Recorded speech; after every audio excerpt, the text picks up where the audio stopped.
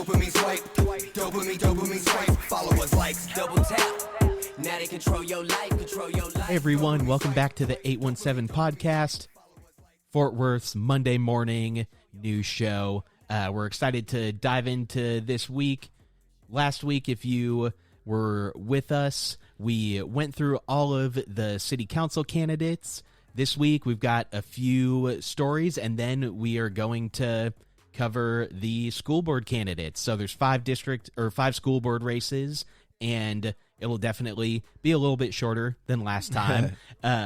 Only about 10 candidates to run through pretty quickly. But before that, also note on the city council ones, we did get some responses back on Instagram to jump on the 817 podcast. So that's going to be cool to get some people scheduled.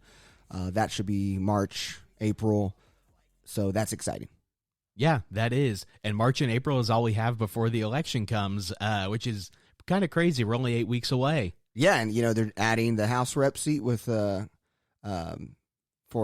Ron Wright. Yeah, for Ron Wright. Yeah, special election. So it's going to even get more interesting. It will. So if you fall into that district, Greg Abbott announced this week that the May 1st election will include that on the ballot.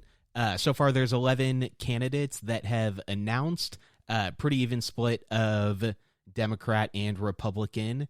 But the end of the filing period isn't until March 3rd. And so once that happens, we'll do a little bit more coverage on what that looks like for the relatively small section of people that fall into both races. But for this week, it is good to note, though, that Susan Wright, the wife of Ron White, will be running. So I think that's interesting. Yeah, it is. And Ron was not a super long tenured representative. I believe he might have only been elected in 2019. So it is interesting that his wife is trying to pick up that mantle. Yeah. And the person who ran against the Democratic candidate who lost with 45% of the vote, is also rerunning. I'm looking at and seeing that as Jana Lynn Sanchez. Yeah, and I believe it said she's already raised $100,000. Cha-ching! So that she might be the best funded person in that race, depending on how people show up for Representative Wright's widow. Speaking of funded, I don't know if you want to go just dive into good old Deborah Peoples. Let's do it. Her campaign got funded got kicked up a notch on Thursday as a national endorsement from a funder focused on empowering black candidates. The Collective Political Action Committee endorsed Peoples and Dr. Jared Williams, which is one of the people who respond to get on the pod, to get support and funding. Now, this kind of collective has raised over $10 million for more than 57,000 individuals. And Dr. Williams and Deborah Peoples as two people who will be getting funding from them. So this is good, as one of the big reasons that Deborah feels like she couldn't compete against Price, even though it was close, that Price outraised her. Peoples had just over $10,800 on hand and had spent about $62,600, compared to Price had $464,000 on hand, spent $169,000. So if you really look at that, like the percentage difference there is like Deborah had less than 10% of the same resources as Price.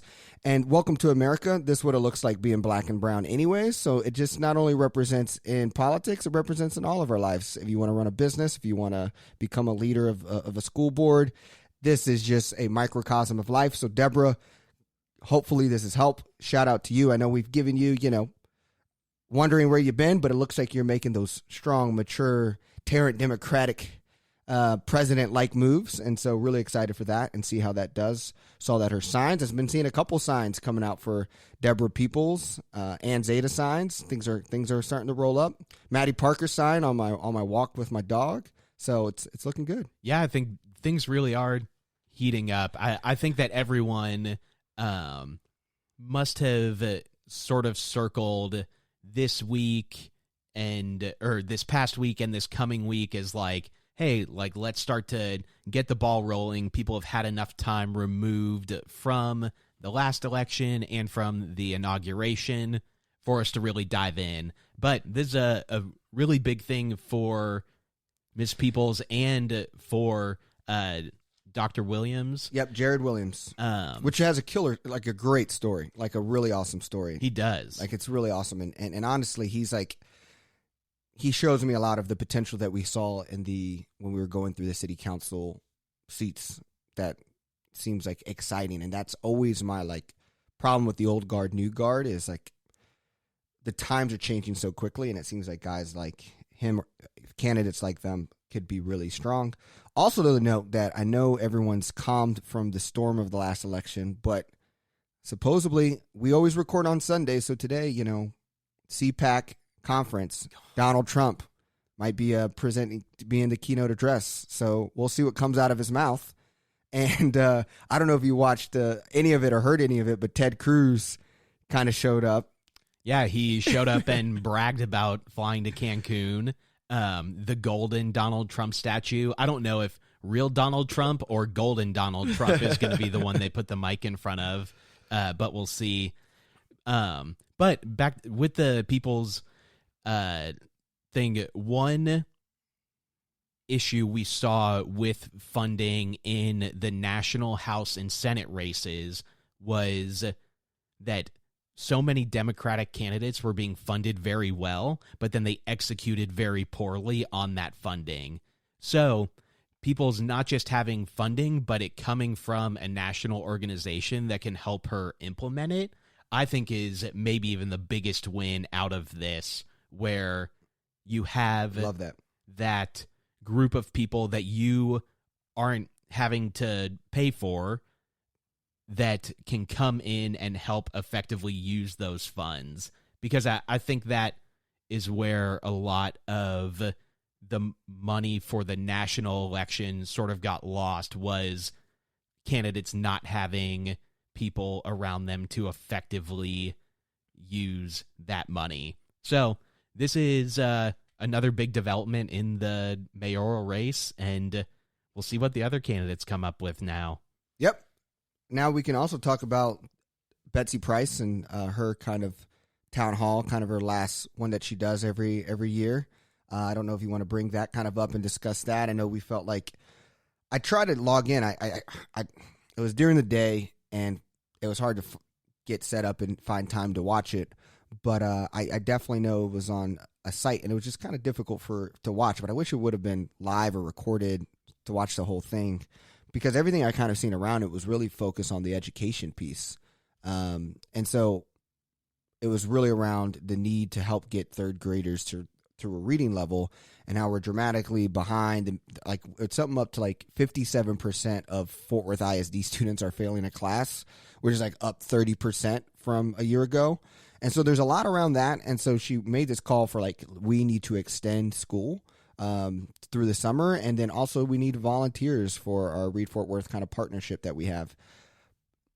But that's all I really heard from it. And I know there's kind of some talks about like, population growth, things like that. But it was really kind of focused on education. And I don't know how you've kind of.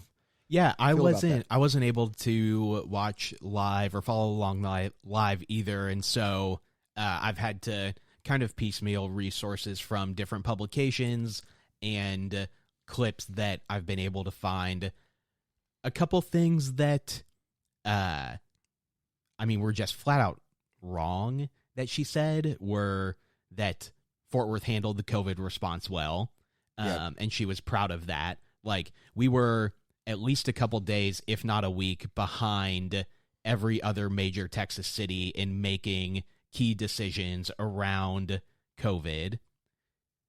We invited multiple insanely large events to come to the city that had us running like the highest per capita ICU rate in the country for a little while there after Christmas. Like, if that's what you want to hang your hat on at the end of your 10 years, I don't think you've done enough good things in the city that's not something that I would have gone out on personally. And then the other piece was being excited about strides made in racial equity in the city. And I just think that we've seen that that's not true either. You brought in a race and culture task force a few years ago and then have blatantly ignored and voted against everything that they suggested you implement. Like, new police chief Neil Noakes has done more for racial equity in the city in the last month, firing police officers, than you have done since that board came out with all these recommendations. And so those are two things that stuck out to me that I was just like,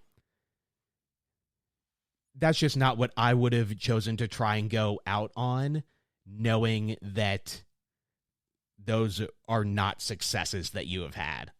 Yeah, you have to check out the Fort Worth Chamber video about her.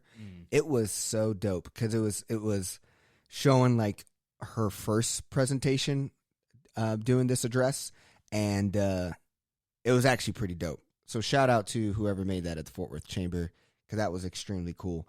Again, though, I think it's like Fort Worth is in this like mutation phase, and I think for the time, right? I think from 2021 to 2001, 2011, like it was a good, it fit with where Fort Worth was still small town, and I would argue it's still small town. And most of the challenges I see with what we're going to talk about in the news today is like, the problem is modernization.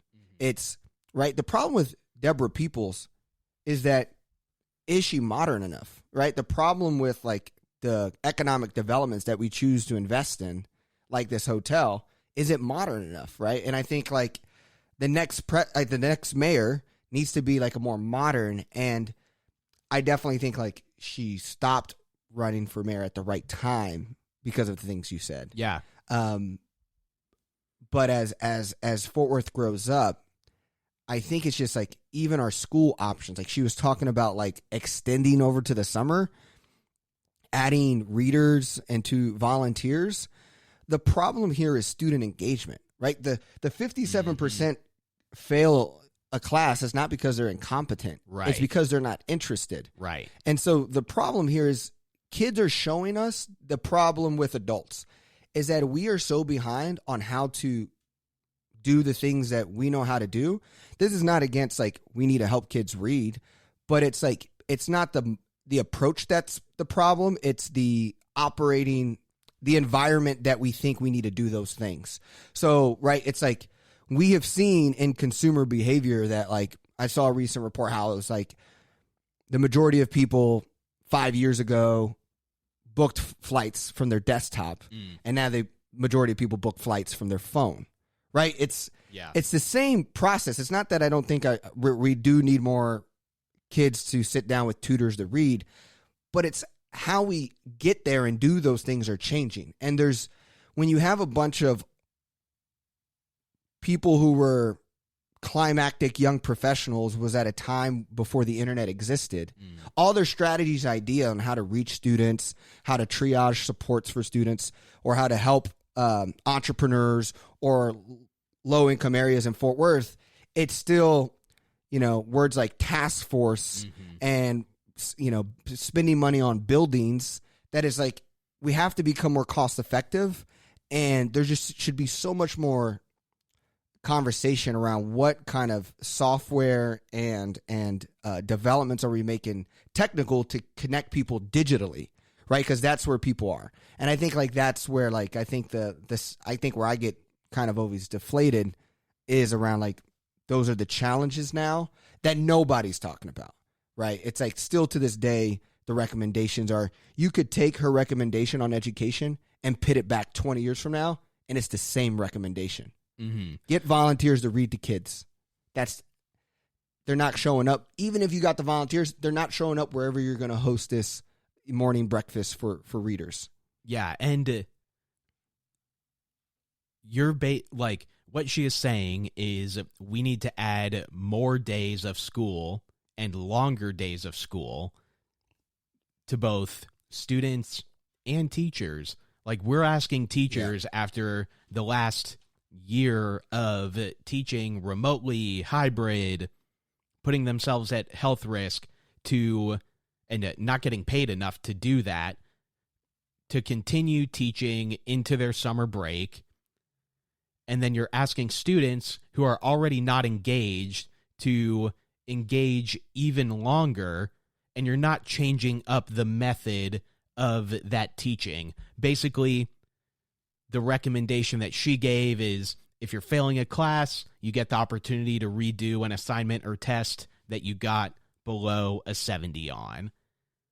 What does that help? It is a very archaic teaching to the test type of recommendation, and that's not what we need right now. We need to be looking at, how do we help engage these kids? What are the barriers that these students are having? How do we fix them?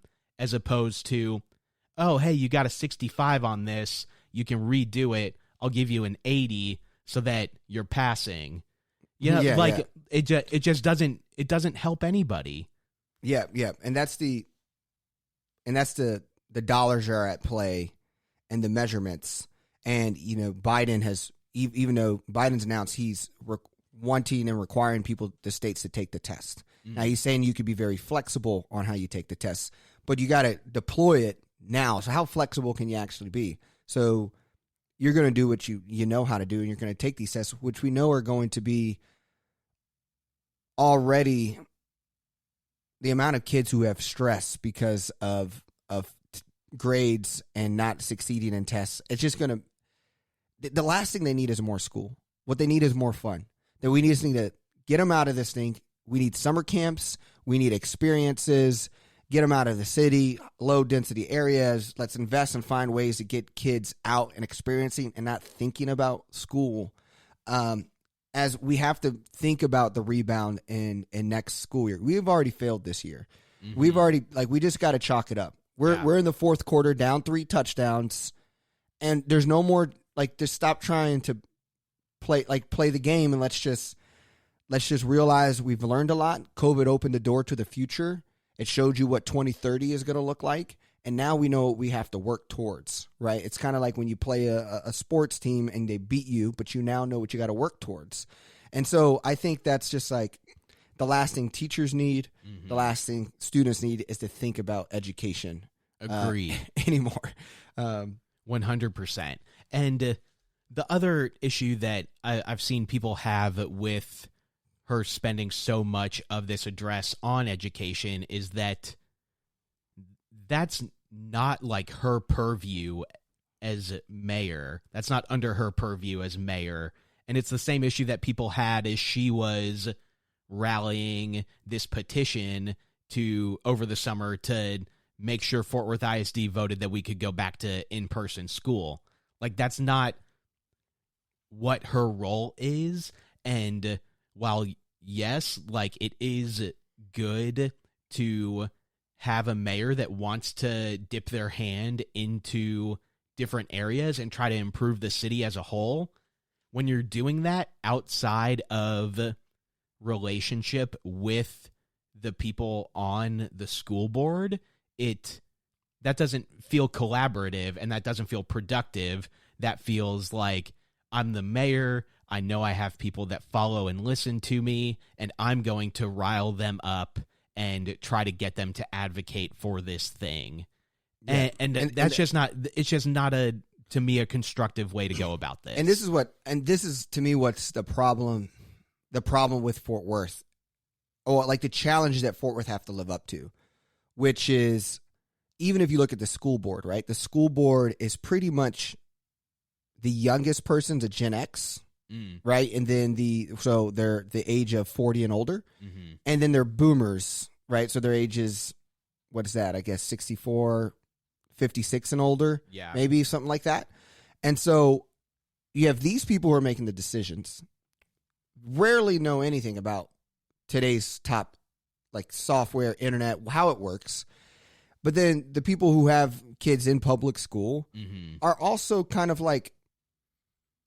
they probably have, at least in the city, which is majority minority, majority our economic engine is DFW Airport. So a lot of blue collar jobs, a lot of non-high emerging professionals.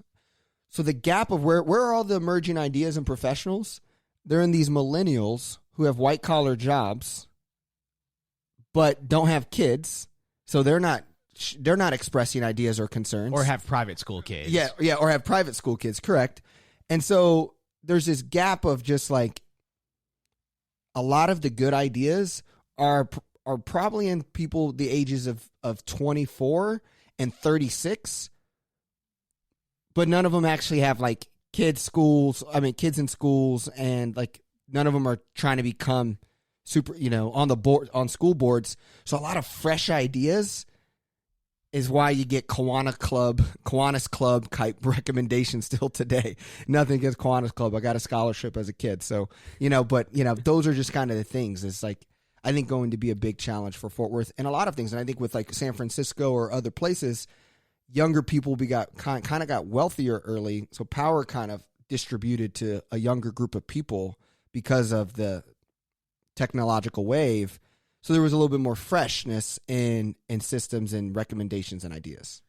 And I think there was some debate maybe a month, 6 weeks ago about how the salaries of mayor and city council members eliminates a group of people from even being able to afford to run or to afford to do that job.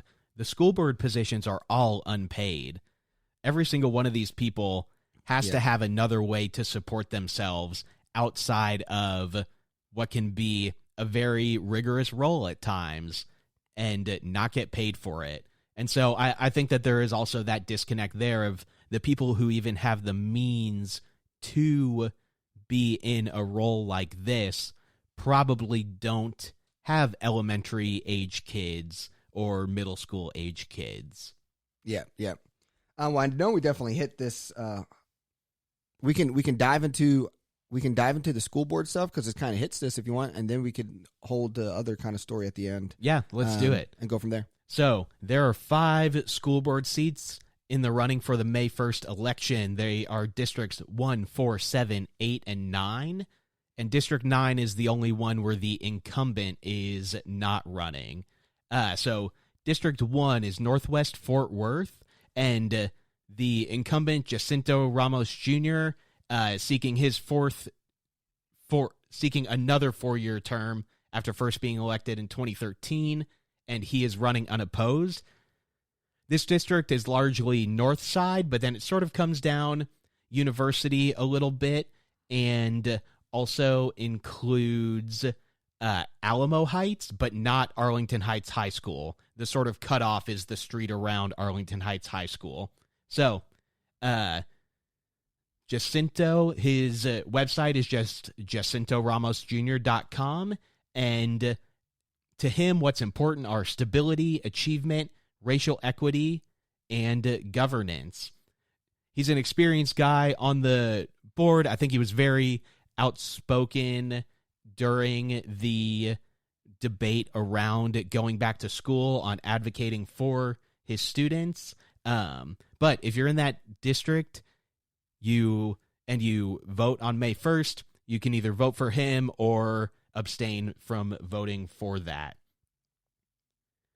You remember, he's also, and I've had a lot of friends and people in the space who are like big fans, but I do remember the little incident that we talked about in the past about him going to the Cowboys game after saying, "Oh, I forgot that was him." Yes, the kids should not be in school, and then he wears a Dallas Cowboys face mask during that following school board meeting when people were giving him a hard time for going to a Cowboys game after saying we should not be going to school. I do remember that.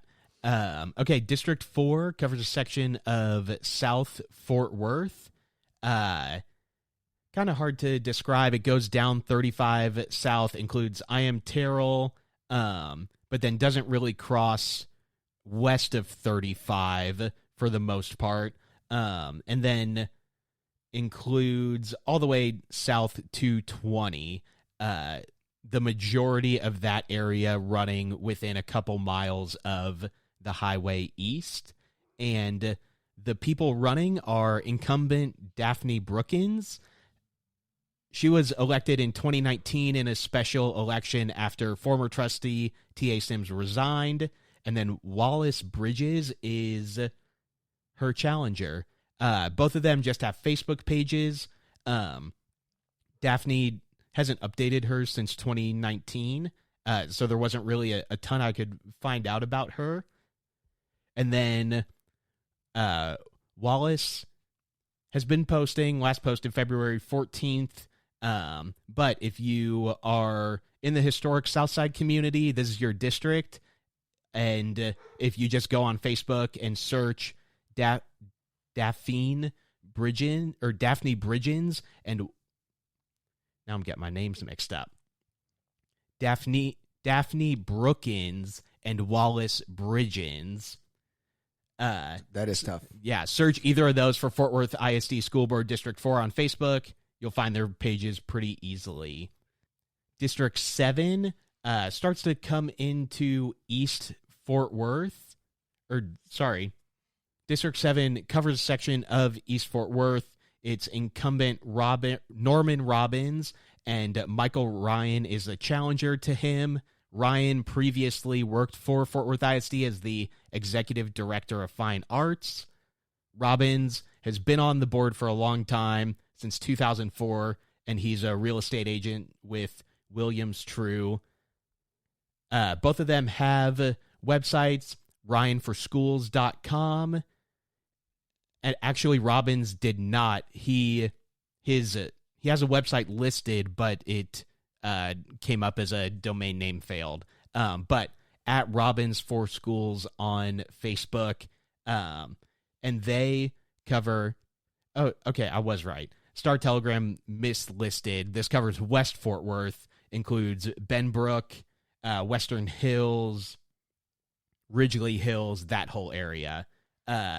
So this one, I mean, Norman Robbins has been on the board for 17 years now.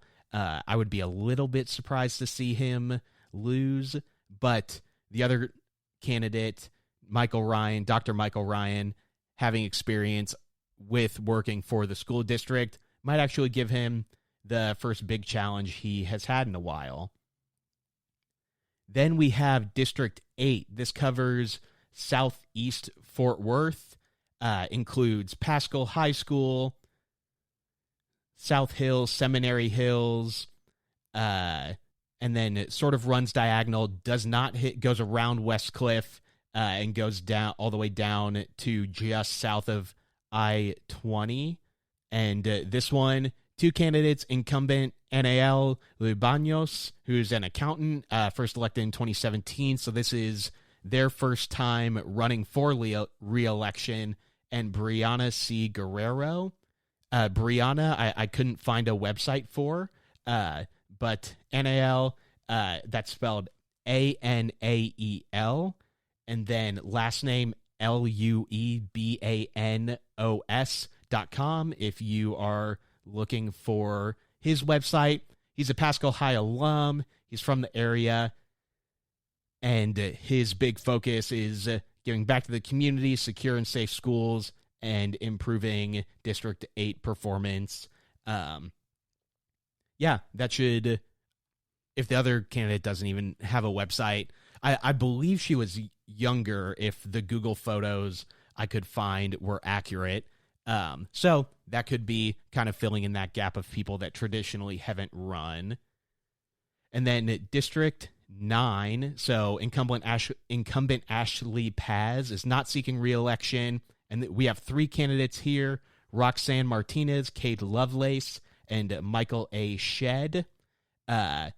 This is my district, but not yours. It covers West Meadowbrook, stops at Oakland, goes up and includes Oakhurst, and then sort of goes through downtown and south into the near south side, and actually includes Daggett Elementary, Daggett Middle, and Daggett Montessori, and the YWLA, and continues south to Rosemont.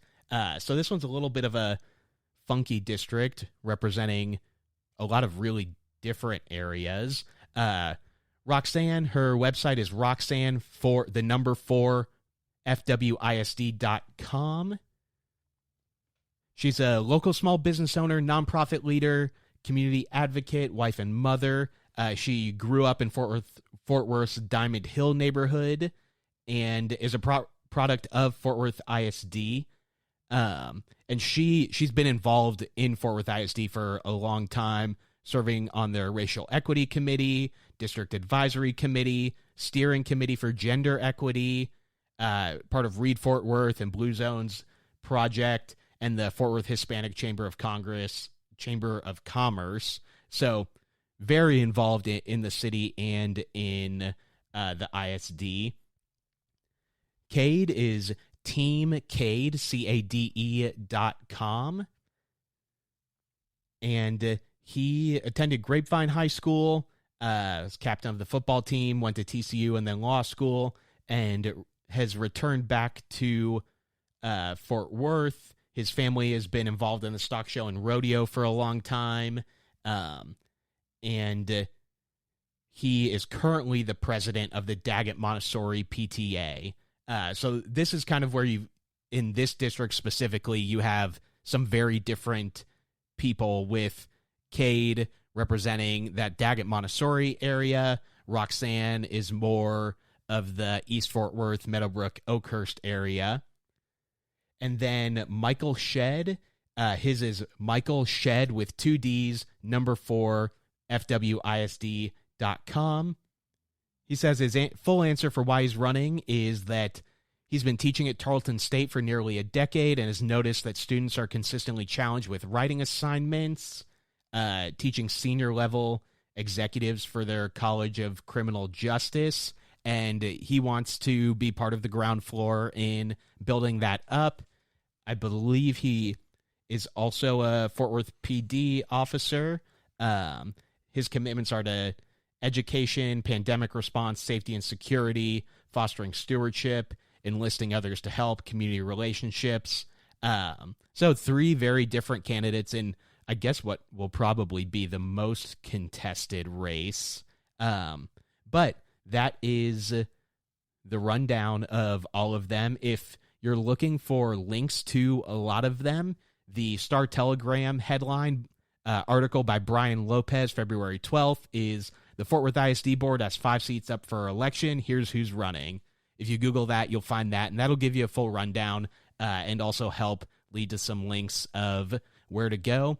You can also just go to FWISD.com, navigate to their election, and they've got the filing paperwork and all of that for everyone if you're interested in that.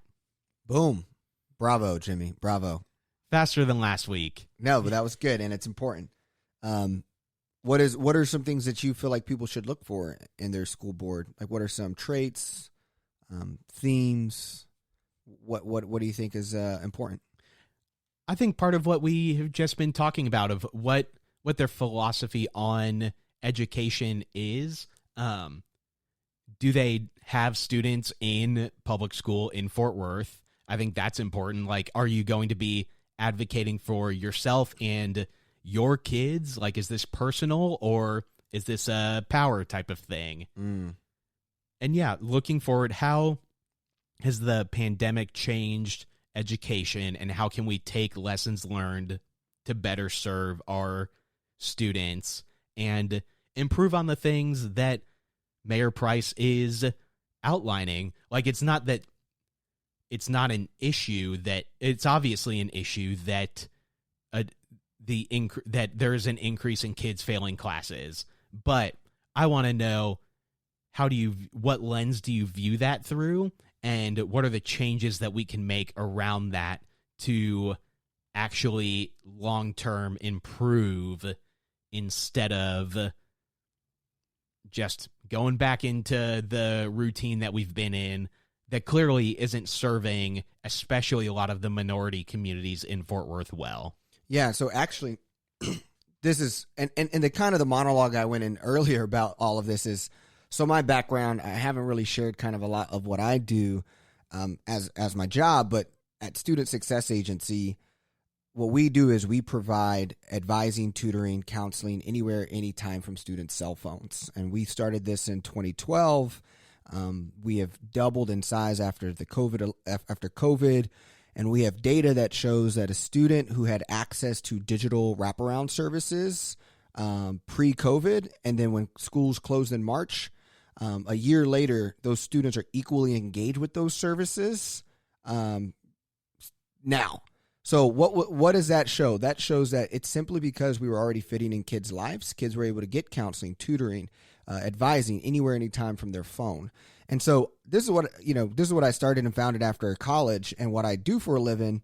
And to be honest, like, I'm not in any Fort Worth ISD. Actually, we are through the T3 partnership. We're starting to implement some to their seniors. But I share, here's the difficulty, right? It's like, we are literally so futuristic to a lot of schools that our mentors, advisors, and people are all virtual and global. But many schools require you to get a local base background check.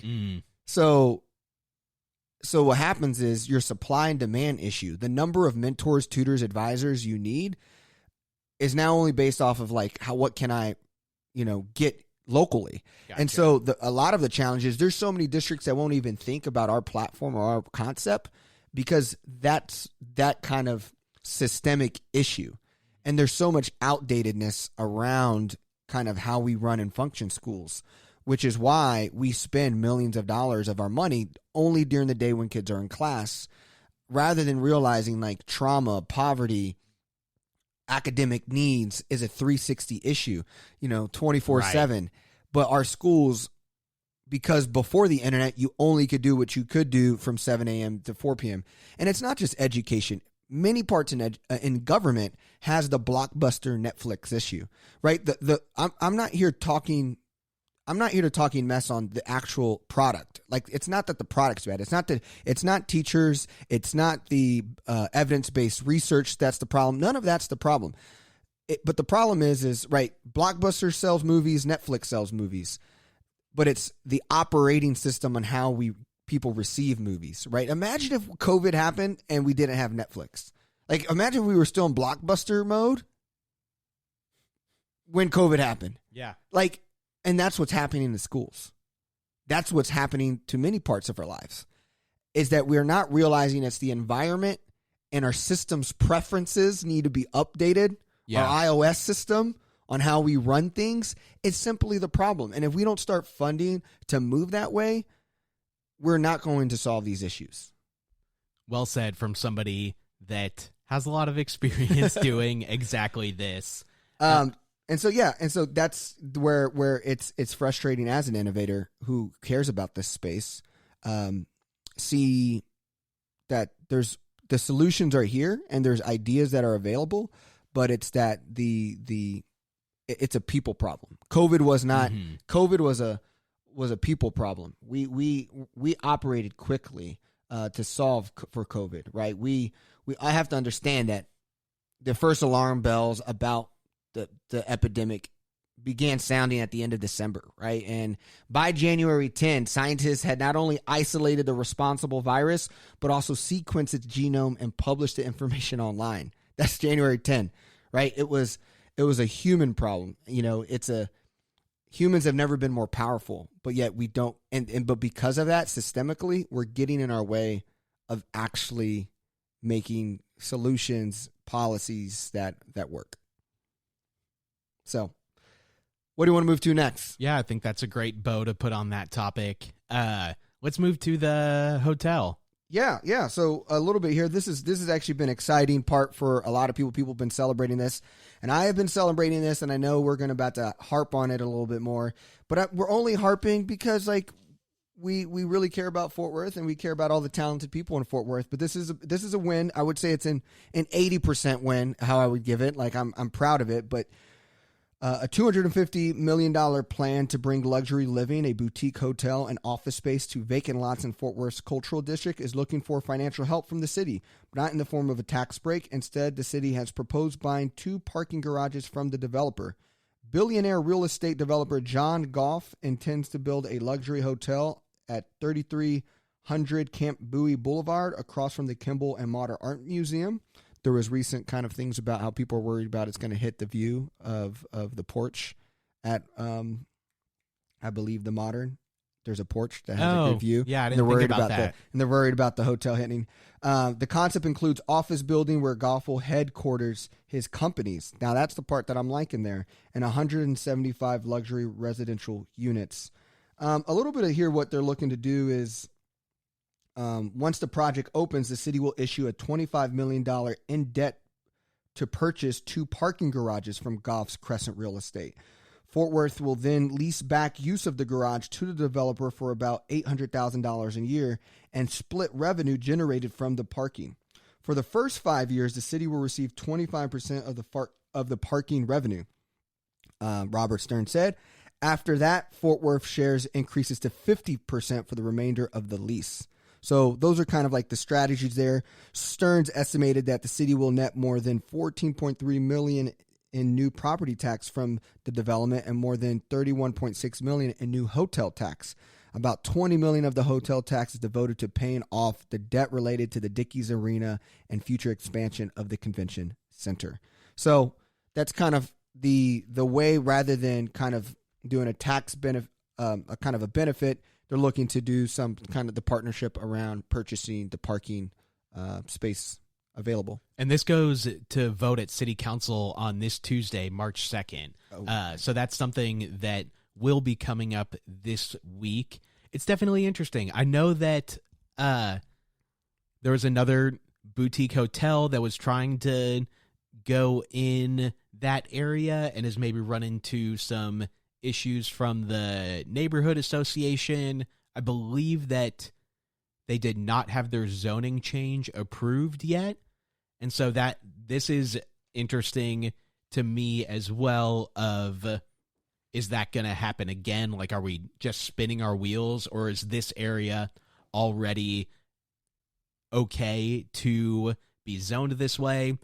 I don't know the answer to that, but that could be something that we run into, because the vote Tuesday is just to approve the debt to buy the parking garages.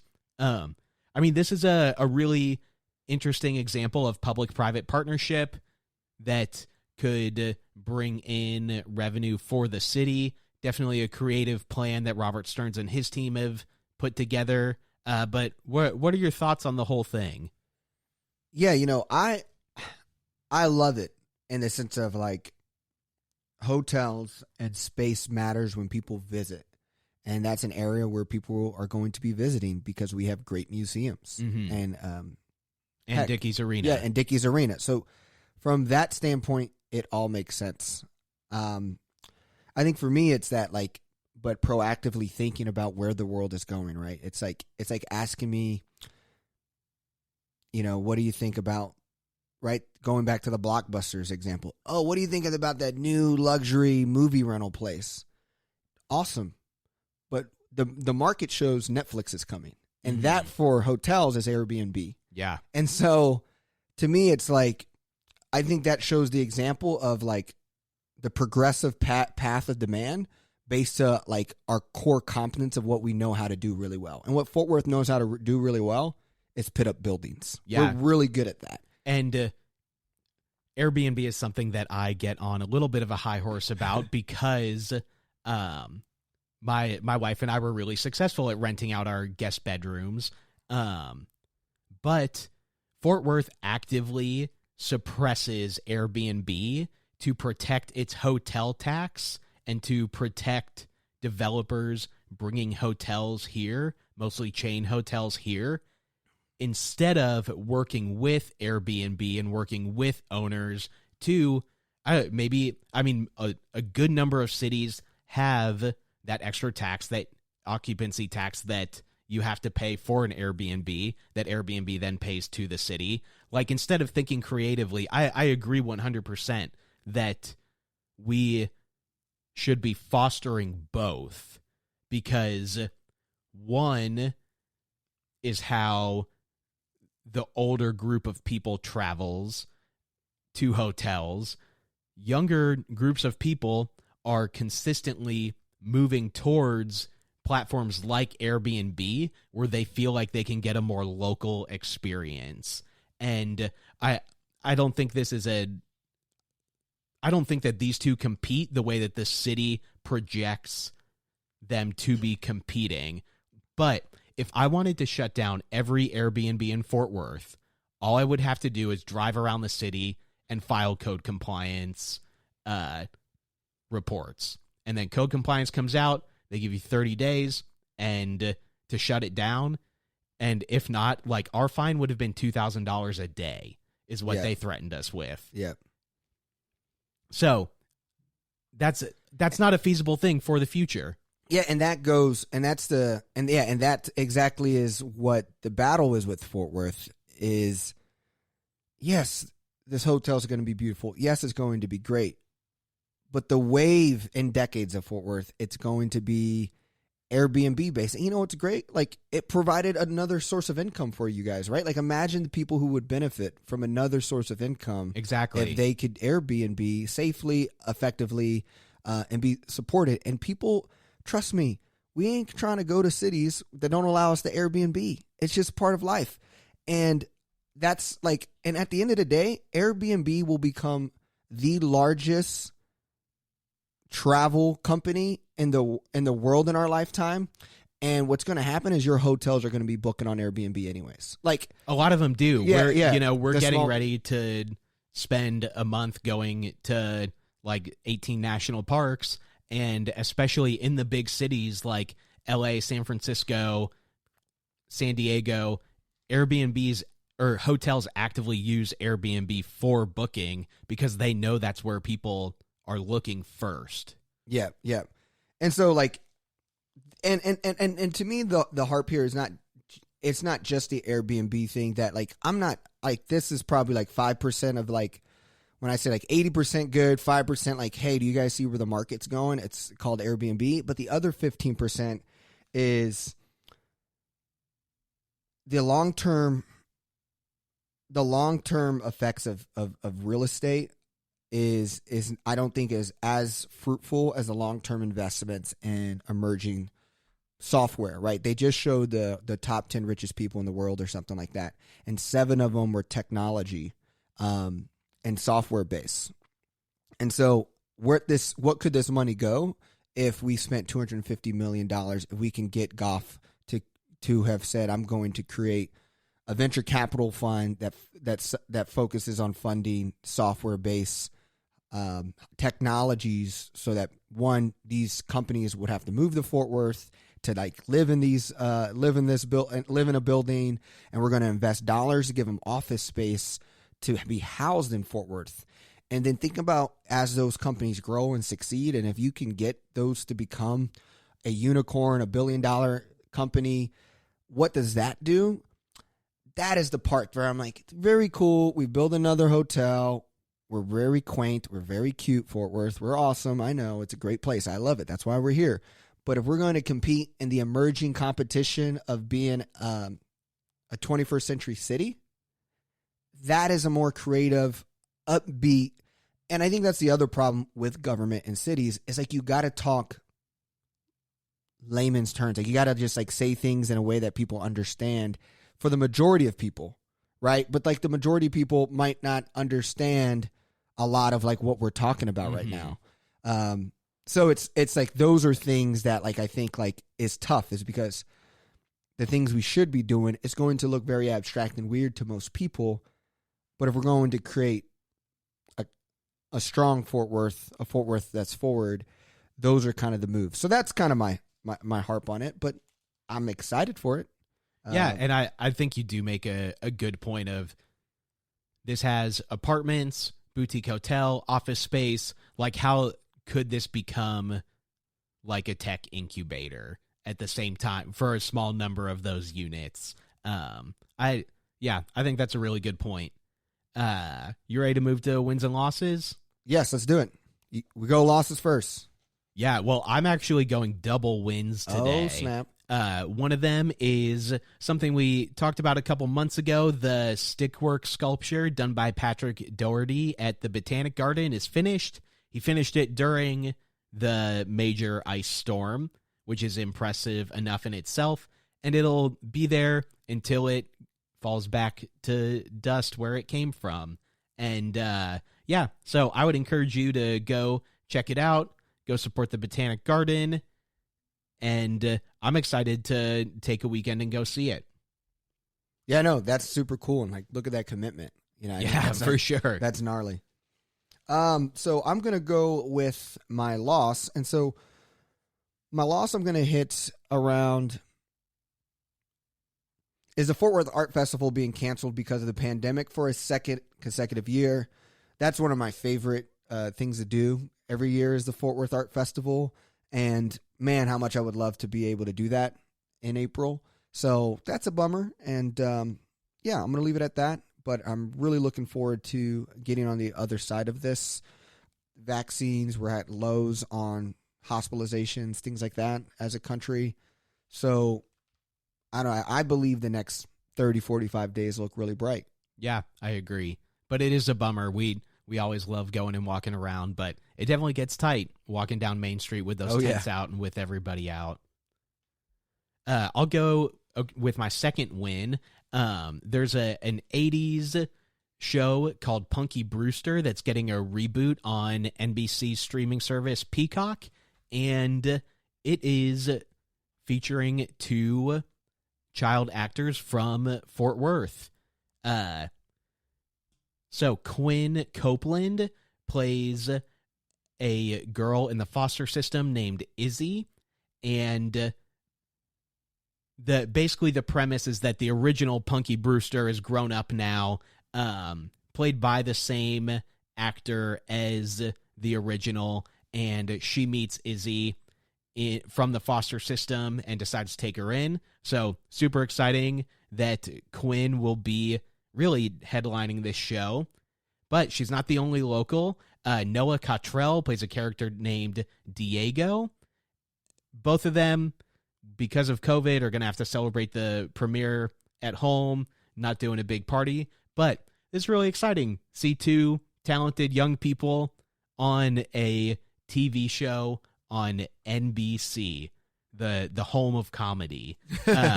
So that I just thought that was really exciting. Do you have an account to Peacock? I do. Wow. Well, yeah. So we canceled Netflix. Tell me more. Netflix just puts out garbage the majority of the time. Netflix is a volume shooter. Netflix is Tracy McGrady, and I'm looking for something more efficient, which is every other streaming service. So then what's your favorite of the streaming services? Well, we use Peacock for The Office, Parks and Rec, all of the NBC sitcoms. Gotcha. We have Hulu for live, and then Disney Plus. But Peacock I also use for English Premier League because that's where they put a lot of the premium soccer games. Got it. Wow. I feel like that's an off-show discussion. I mean, I haven't watched TV in a while, but Netflix always is like one I have. And I'm like overwhelmed by all these like requests for more TV subscriptions. I'm like, eventually we're going to consolidate everything and be TV channels again. I mean, that's what Disney's working to do between Disney, Hulu, and I mean now Discovery. Yeah, I feel like there's and ESPN Plus. Yeah. So my win is going to be the food distribution events that continue to take in place. Fort Worth is starting another round on Sunday, which is, I guess, yesterday, if you're listening to this on Monday. But there's also going to be a opening at the Mercy Culture Church on Wednesday, March 3rd from 12 p.m. to 5 p.m. Farmers to families, grocery distribution. This has just been great to see. I personally feel like I've clearly seen the impact of food distribution in our neighborhood and just like how helpful it's been for people, especially during this time. And then also kudos, just like a lot of the things that other people are posting around water distribution in the past. Like that was a highlight. And I know we're still dealing with a lot of that. And there's a lot of great stories around the impacts of the water system, the bursting of pipes. And there's still more data coming around that. But it just seemed like we're doing Fort Worth has such a big heart, and it's just super cool to see us rally around each other as a community. Absolutely. So, well, there you go, guys. This is the episode. I don't know if you heard that subliminally in Jimmy's conversation, but he will be gone all March, traveling the country to national parks. So that means I will be solo dolo for most of the month. But I'm going to try to, like, we do have some guests coming on that I'm excited to interview, and we also will have maybe some co-guests to see what this looks like, because I know as well for me, as things start picking up, I'll be on the road as well. So this is a good practice round of what this looks like. But Jimmy, you will be missed for the month of March, but I know you won't be missing us because you'll be doing some awesome stuff. I will miss doing this. I'll definitely be You can still send me articles. Yeah, I'll be keeping up with the news, and I'll be listening to what you talk about. Yeah, and you know, he's going to be in the middle of nowhere, so it's the reception. Even if we tried, you know, it would just be on the struggle bus. But we're really excited to continue to provide you guys value as the mayoral election looks like it's going to start heating up. People are going to start making moves in March and April, and we just enjoy everyone who continues to support us and listen to the show. Thanks so much, and we will see you next week. Peace.